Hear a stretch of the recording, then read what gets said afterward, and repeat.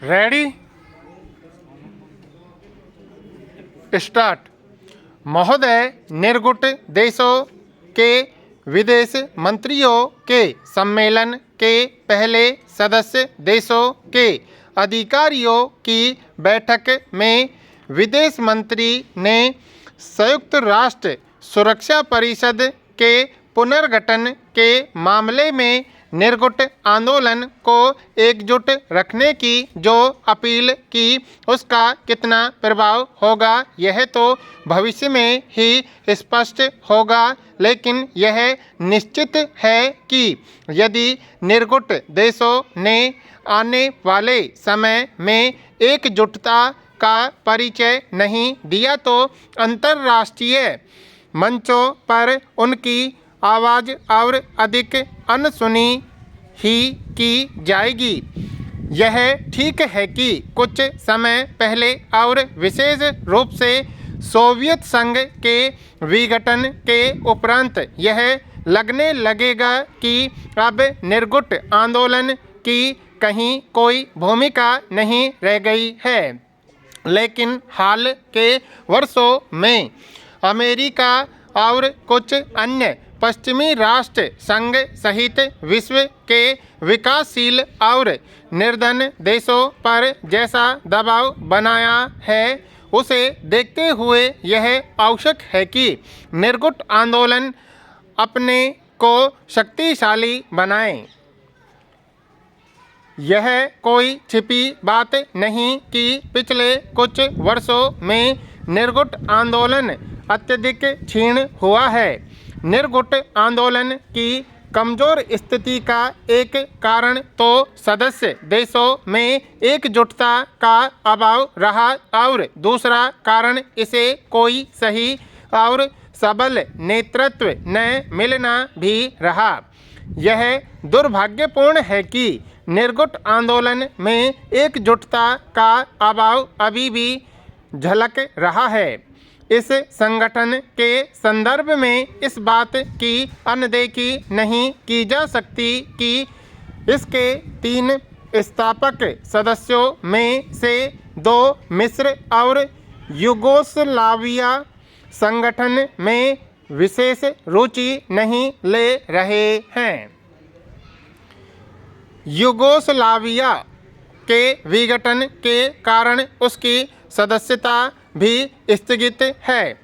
स्पष्ट है कि यदि किसी संगठन के स्थापक सदस्य ही संगठन में रुचि न ले अथवा उससे अलग हो जाएं तो उसमें कमजोरी आना स्वाभाविक है। यद्यपि भारत निर्गुट आंदोलन का एक प्रमुख सदस्य रहा है, लेकिन सब जानते हैं कि हाल के वर्षों में भारत भी इस संगठन को कोई ठोस दिशा नहीं दे सका।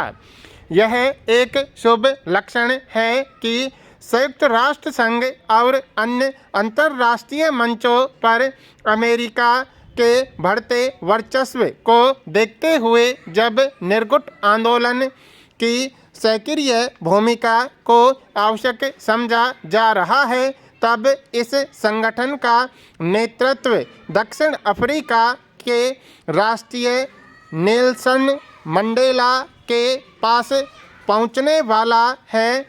निर्गुट आंदोलन के जो भी सदस्य हैं, उनमें दक्षिण अफ्रीका के राष्ट्रपति का व्यक्तित्व सबसे प्रभावशाली है।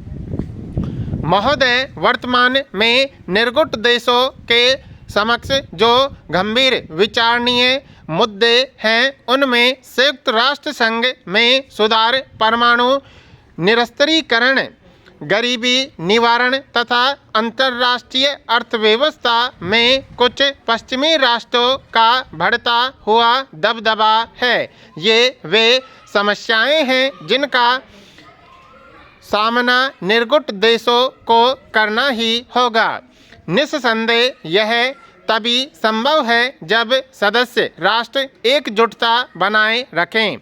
भले ही संयुक्त राष्ट्र संघ में उपरोक्त सभी समस्याओं पर चर्चा होती हो, लेकिन अब इस प्रमुख अंतर्राष्ट्रीय संस्था में वही होता है जो अमेरिका चाहता है। बात चाहे परमाणु निरस्त्रीकरण की हो अथवा अंतर्राष्ट्रीय व्यापार एवं निवेश की शर्तों की या पर्यावरण संरक्षण, गरीबी निवारण आदि की, इन सभी विषयों पर अमेरिका और उसके समर्थक पश्चिमी राष्ट्र अपनी मनमानी करने में सफल हैं। इस मनमानी पर तभी अंकुश लगाया जा सकता है जब संयुक्त राष्ट्र संघ में निर्गुट देश एक स्वर में अपनी बात कहें। क्या वह अटपटा नहीं कि संयुक्त राष्ट्र संघ में निर्गुट आंदोलन सबसे बड़ा गुट है, फिर भी वह अपना प्रभाव छोड़ने में असफल है। पिछले कुछ समय से संयुक्त राष्ट्र सुरक्षा परिषद में सुधार और विस्तार की चर्चा हो रही है, लेकिन अभी तक इस बात के कोई स्पष्ट संकेत नहीं है कि इस चर्चा में निर्गुट देशों की कोई विशेष भूमिका है। यदि निर्गुट देशों ने संयुक्त राष्ट्र सुरक्षा परिषद में सुधार और विस्तार के मामले में आम राय से अपना रवैया तय नहीं किया तो उनके हाथ कुछ भी लगने वाला नहीं है। उचित यह होगा कि निर्गुट देश संयुक्त राष्ट्र संघ और अन्य अंतर्राष्ट्रीय मंचों पर स्वयं को प्रभावशाली बनाने के लिए अपनी कमजोरियों पर गंभीरतापूर्वक विचार करें। यदि वे ऐसा नहीं कर सके तो पश्चिमी राष्ट्र न केवल उनकी कमजोरियों का लाभ उठाते रहेंगे बल्कि अंतर्राष्ट्रीय मामलों में उनकी अनदेखी भी करते रहेंगे। कमजोर और बिखरे हुए निर्गुट राष्ट्र अपने सम्मेलनों में विकसित देशों की कड़ी आलोचना तो कर सकते हैं, लेकिन उन्हें अपनी बात मानने के लिए विवश नहीं कर सकते। यद्यपि निर्गुट आंदोलन को प्रभावशाली बनाने में भारत महत्वपूर्ण भूमिका निभा सकता है, लेकिन यह तभी संभव है जब हमारे देश के सत्तारूढ़ राजनीतिज्ञ पहले राष्ट्र को सही नेतृत्व दें। निस्संदेह वर्तमान में ऐसी स्थिति नहीं है। ऐसी ही कुछ स्थिति निर्गुट आंदोलन के अन्य तमाम राष्ट्रों की भी है।